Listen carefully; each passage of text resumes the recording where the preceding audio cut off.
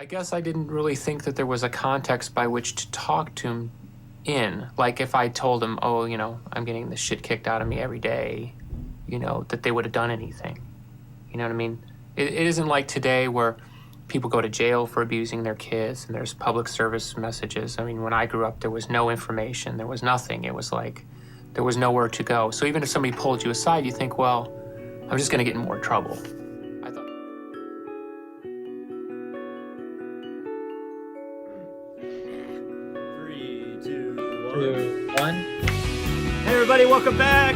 Smashing Pumpkins Top 50 Deep Dive. We're doing this chronologically. We just did today, and from today, smash hit.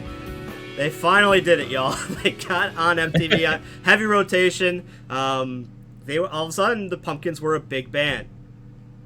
And the follow-up to that was an even bigger hit, and we're talking about Disarm. Disarm was their follow-up video to Today. And I think for the most part, we talked a lot about the hidden message in Today. And I think most of the pop audiences didn't really connect with the fact that song was about struggling with suicide, self-harm. I don't think you can miss it in Disarm. Disarm has such pointed lyrics that it was actually banned in the United Kingdom. They banned it from the radio because of the line, "Cut that little child." So Disarm is my introduction to the Smashing Pumpkins. The first time I ever heard this band was this song. And this is the story I'm ashamed of. I'm ashamed to tell this, but I'm going to tell it. So this is 6th grade. My best friend at the time, Brian, he loved this song. And we were at the 6th grade middle school dance. And the DJ played it. And so it's my first time hearing it. And Brian went up to the front of the stage and just kind of put his head down low and just vibed with it, right? And I remember sitting there thinking, why does he like this? Because at that time, like, he just introduced me to Metallica. I got my first 3 CDs, Metallica, Black Album, Nirvana, Nevermind, Offspring, Smash. My intro to rock music was those. So I was still dealing with that. And here he is listening to this acoustic song with bells, and why does the guy sound like that? I hated it. I hated it. And that feeling carried over through most of high school. I did not like the Pumpkins, other than a very small handful of their hardest stuff. So Mason, as a fellow angry boy in the teenager years, were you always a fan of this song, or did it come later to you? No, I was always a fan of this song. Okay. I don't, kind of like you, this is essentially my introduction to Smashing Pumpkins. Yeah. Was this song. This is the song I remember hearing first.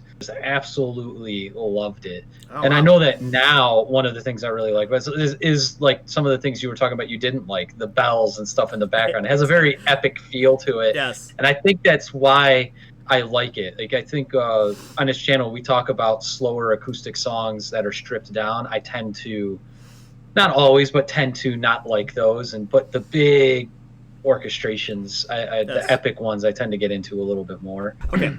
So before we get into this, I do want to talk about and really dive into Billy Corgan's mental health again. I know I brought it up a lot during the Today video, but I'd like to hear it from his own words. He recorded this for an organization called Half of Us, and I think he reached out to do this video because he was struggling so hard again. So I think that's important to mention, that the pains that he talked about in '93 came back around after Swan imploded.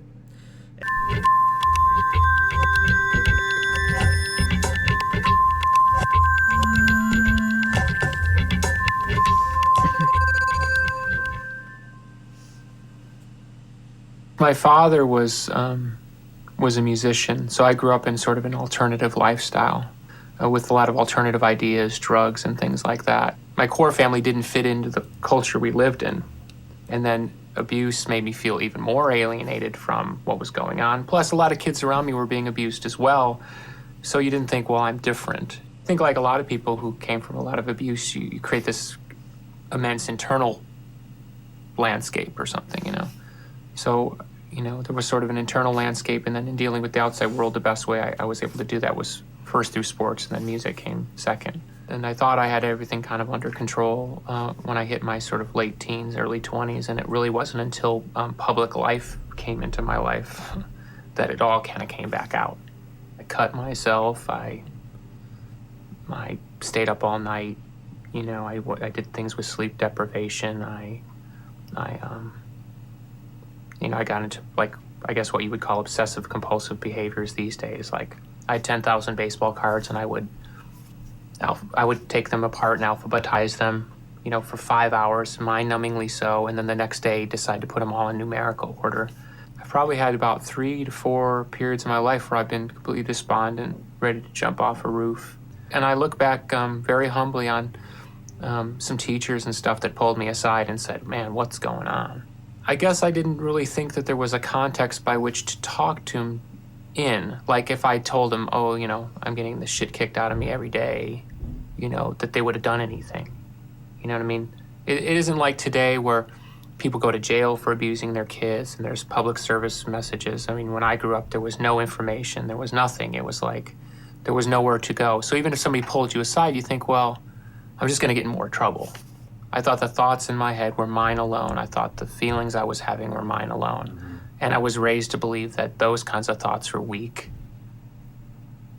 You know, that to think like that, to think about running away or to think about killing yourself or anything in that context, something, you know, dramatic, was your own problem, that you were weak, that you couldn't deal, you know.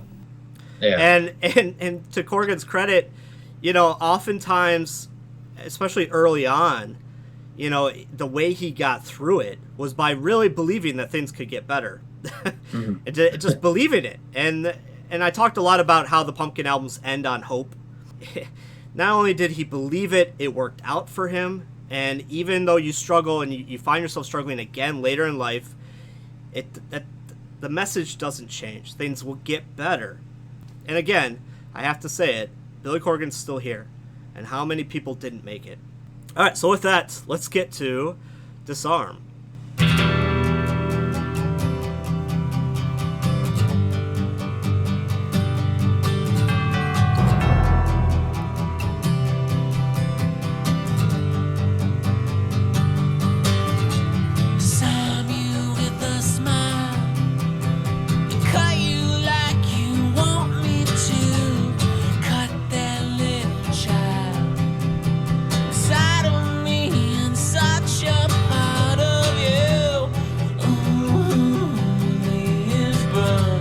Let's talk about the vocal performance on this song. When That's what I was thinking about too. God. When people say Billy can't sing,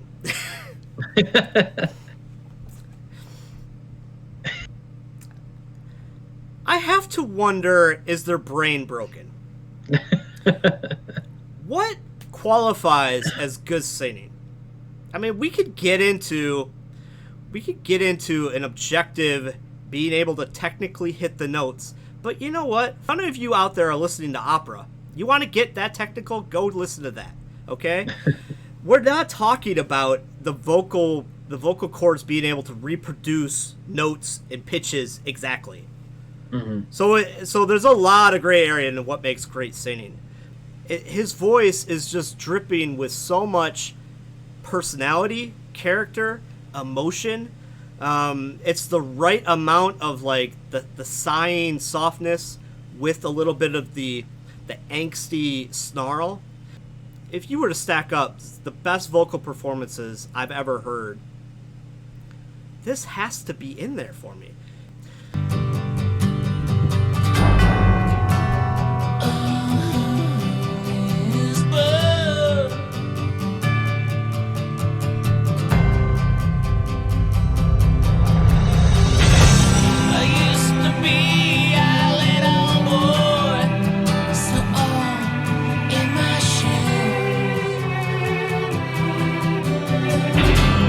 What I choose is my choice.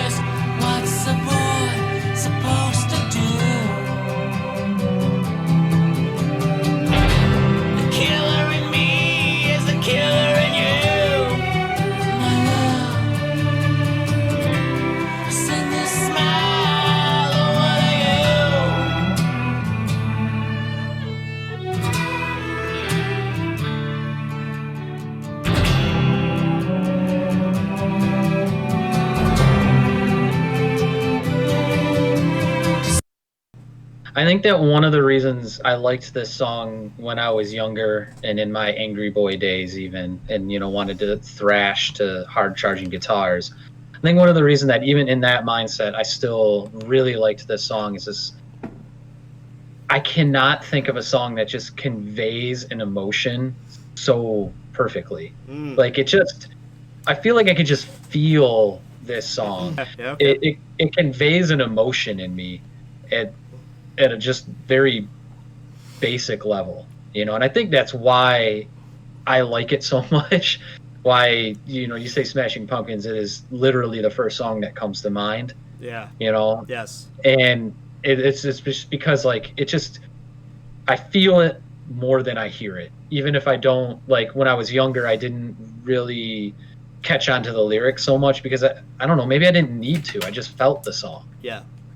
Right. Musically, it's conveying the angst, the pain, the drama so well that you could hear it. Even if you weren't an English speaker, you would probably still like this song, right? Yeah. Like, that's kind of the idea I'm getting at. And I think that, like I said, we were talking about how being younger and in the much more aggressive music phase of our lives, like, this one still got through to me. Sure. All right. Well said. Well said.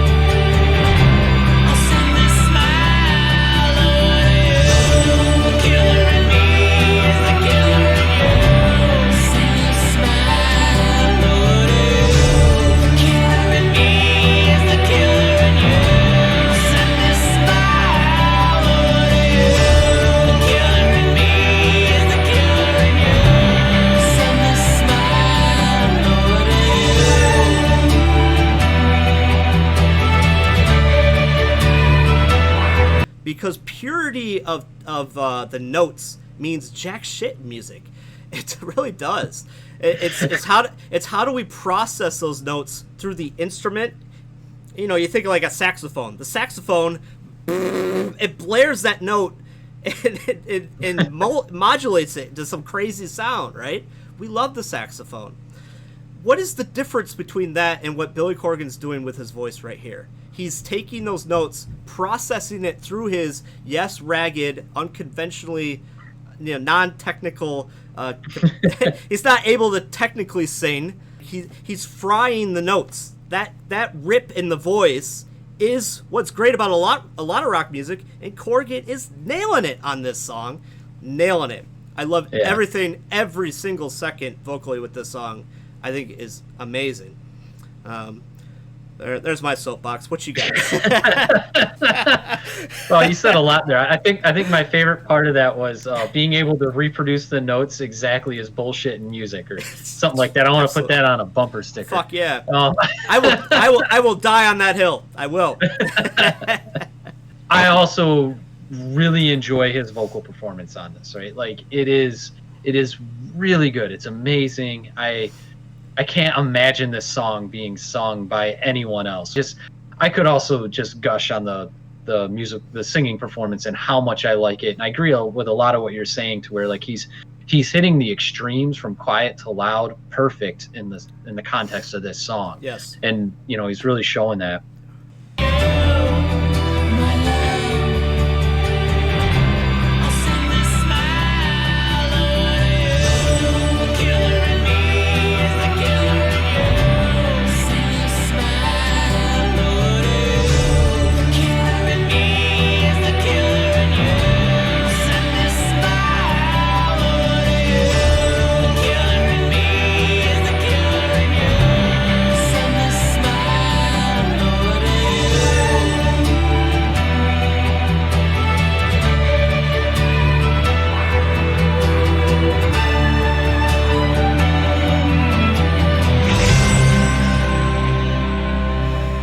But then I also really agree with you where you're talking of like, well, what does it mean to sing well? And it's kind of in the ear of the beholder, right? Yeah.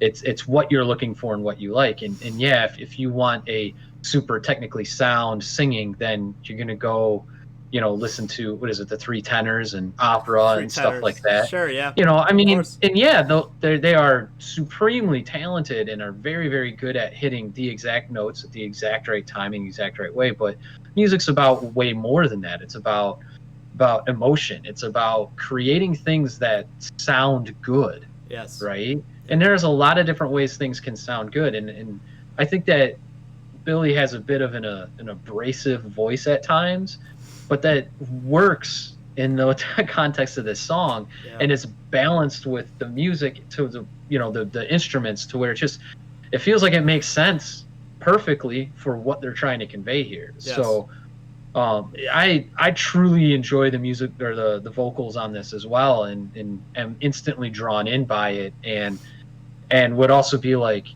if you think that he doesn't know how to sing after listening to this song, then you and I are just looking for different things when we talk about what it means to sing. Exactly. And and that's allowable. You're allowed to be wrong. So yeah, I will delete every comment that says Billy can't sing. So don't even bother. Don't bother. Delete. And Billy's voice is not for everybody. I totally get it. For those of you who are thinking Billy really can't sing, just open your mind to the possibilities of what music can be. Yes. 2 videos ago, I said I liked a country song. That's right. That's right. And this is the voice he was running from in the early days. Yeah. I think that's the way. That's what I'm trying to convey.